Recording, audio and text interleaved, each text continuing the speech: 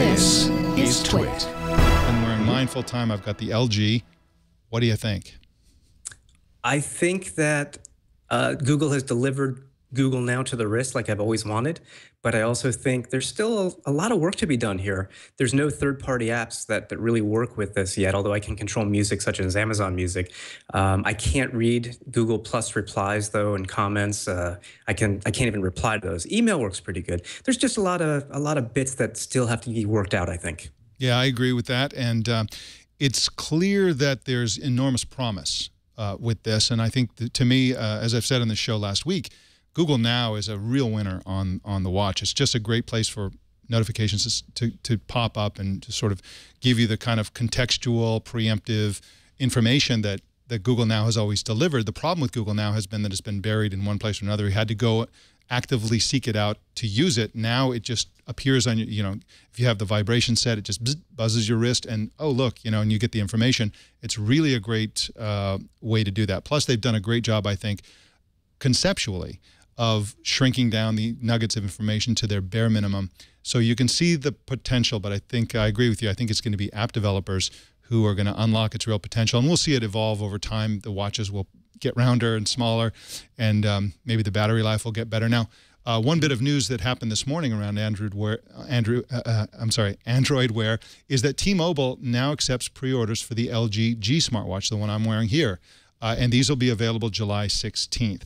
And so if you are a T-Mobile customer and want to buy it through T-Mobile, you can now order it. And Kevin, you sent out a picture over Twitter, I believe yesterday over the weekend at some point, showing how horrible the screen for your Android Wear device looks in direct sunlight. Yeah, that was, I mean, it was probably not ideal circumstances. I was in a pool, so I had sunlight reflecting my eyes. The camera may have made it look a little darker than it really is, but I figured out if you have a dark watch face, and you can choose multiple watch faces here, if you have a dark watch face, it's really tricky to see in sunlight, at least with this particular watch, the Samsung Gear Live. This has the Super AMOLED display. You can crank the brightness up to 5 on a scale of 1 to 5. It's going to depend, I think, on the watch face you choose, so you're going to want to pay attention to that if you're going to be outside a lot. Yeah, absolutely. And I went running. I know you're a big runner. I went trail running yesterday and found myself wanting to look at the watch, and I ended up looking for some shade so that I could really see it, because in the direct sunlight, I just really couldn't see it very well.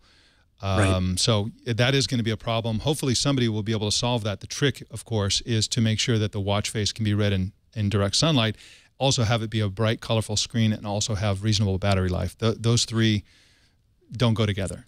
It is typically a trade-off with mobile devices. And the one unknown here is last week at Google I/O, you and I both saw the Moto 360 watch, which neither of us have yet, but will get when it's available.